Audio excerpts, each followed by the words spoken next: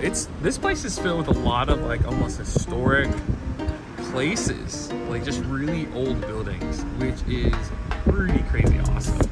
Oh my gosh, you can drive in here. Oh my gosh, I just love colonial stuff-ish kind of things. Hey everybody, welcome to Dimitri's Adventure. Here on this channel, we like to explore the East Coast as much as we can. I grew up in this area, but I moved to the West Coast for 12 years and then just came back. But when I grew up, and some of you guys might relate to this, when I grew up, I was like, there's nothing to do, you know? And then when I moved away, I realized, oh gosh, there's tons of stuff to do in this area. And so basically this channel is me exploring the East Coast in a new way. I do like theme parks, so that's like the main thing on my channel. But I do like to do a lot of these little things. And so today we're looking at Fort Monroe. So I have no clue what to expect from here. I did a little tiny bit of research on it to kind of understand some general ideas of the fort, but we're just gonna explore as we go. Look at the museum, look around, and see what there is to do. Oh, this is the scary part. There's like a little... Oh, okay, this is one of the coolest parts. These are the things I nerd out on. I like forts. Forts are just cool. I think it just brings the childhood in me, you know? And I'm just like, whoa, it's a fort, you know, with cannons and everything. I mean, look at that. Jeez. And next to this fort is all these like historical buildings that have been here for a long time.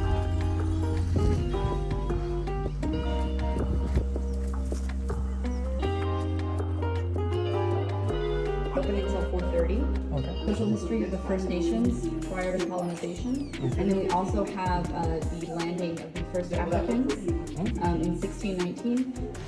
Oh, is it interactive? You press buttons.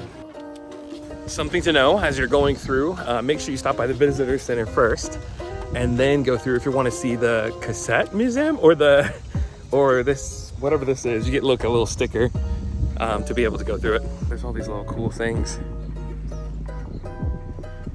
Wow. It's cool to see a moat. It's like the overview of it. This is the largest brick fort in the US, I believe. Oh geez, tall check. This is close. Oh my gosh, this is so cool. Like when I go to Bermuda, this is like a lot of the forts that they have there. Oh geez. If you're tall, watch out because it's a little bit on the small end. Casemate is the word. Okay, we're back to where we started. The ticket, ring doorbell.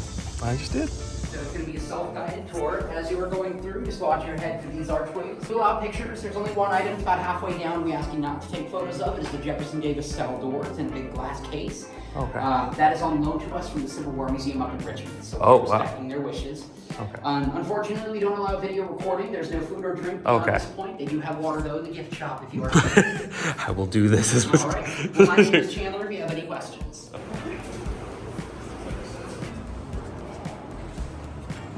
Oh, great. Pet cemetery. The museum was pretty cool. You're not allowed to take video, so you have to deal with pictures from before. But it's nice. It's air conditioned, which in the South, that is a big win. But yeah, not bad. Is this the pet cemetery that they're talking about? This must be where they're going through. So did they just bury tons of animals here? What? I'm confused on that. Okay, this is pretty crazy though, because this is a lot of guns. Like they were ready. You can actually see the naval shipyard or the base. So I guess you can just walk on this whole thing. This is so many guns. Like, do you realize how much like firepower this thing is? They're like, we're not gonna let what happened to happen before. The British are not gonna overtake us. But this is an insane amount of like power. I'm not gonna lie, it'd be kind of cool to go back. I mean, you know, time period's different. Although this was like a safe haven for my people apparently. But to come back here and see it, and it's like when it's like 100% like at its top level, that would be pretty incredible. More pet stuff. I don't know when they decided just to, our beloved poodle. Dang, 1964. to 1981? Dang. Hopefully there's stairs that go down. Just gotta keep on walking around the whole fort. It's a pretty massive fort, honestly. Ooh. Let's see. I believe we want to go here to 12, but I'm not sure how to get to that. I'm realizing now I probably should have just gotten a tour so people could explain like what this place is. The lady earlier said follow the signs so you don't get lost. But part of me is like, if your signs aren't working that much, then historic lighthouse. So I figured there's not that much left on the top of there, just a view of everything. So I figured we kind of stay down low and try to see what's around. I think I'm gonna have to explore this place multiple times just to kind of get those hidden gems, you know? Wow, these doors have seen some history. Wow.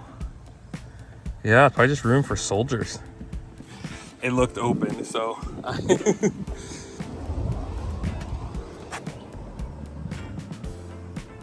These have seen better days. I wonder what that is. I'll just probably look out.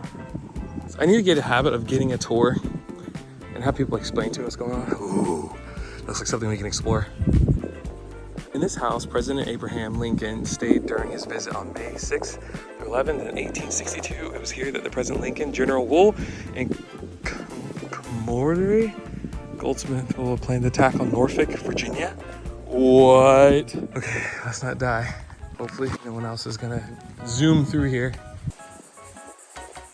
And possibly another recommendation, you can actually probably just drive to each place. Because now that I'm walking around, I'm like, oh no, I'm gonna have to walk all the way back to my car. But it looks like an incredible beach. This might be like a good secret location if you want to come to the beach on this area. I don't know how busy it typically gets. It's probably better than the beachfront, for sure. By that I mean the Virginia Beach beachfront, because that can get really crazy with a lot of people. I'm hoping that this is the battery that's actually open. Dang, it's crazy to see a lot of these bricked up. See a lot of these blocked up, you know? Ooh, can I climb up here? Dang it. Off limits. Maybe the other one's open. Oh, this is like that abandoned stuff. Follow the signs. I'm still not seeing these signs. If this is the one that's open, that's lame. Because this is like literally nothing. It's a little dinky one. Gosh, it would just be cool to walk through this. Let's see what's up here to this side.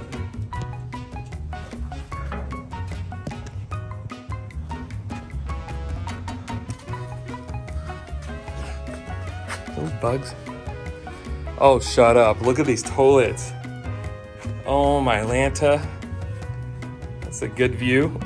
When was the last person to actually use this? This is probably the only one that's actually open. I didn't see any signs though. Oh, gun. Can you imagine shooting this? But what if they reinstated this place because they needed it? Like, what would that look like? You know? Also, it's interesting how they just kind of block things off. Like, obviously there's stairs there. I wonder if they actually, yeah, they obviously went to somewhere, but they closed it up.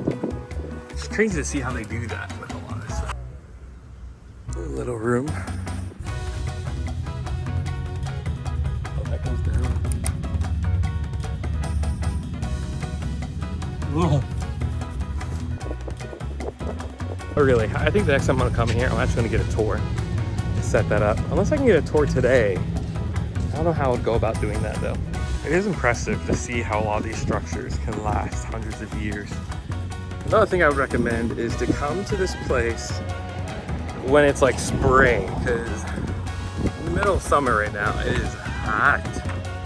So hot. Thanks for watching all the way through, and here are some other videos that you can check out while you're here. And don't forget to like and subscribe, and I'll see you in the next adventure.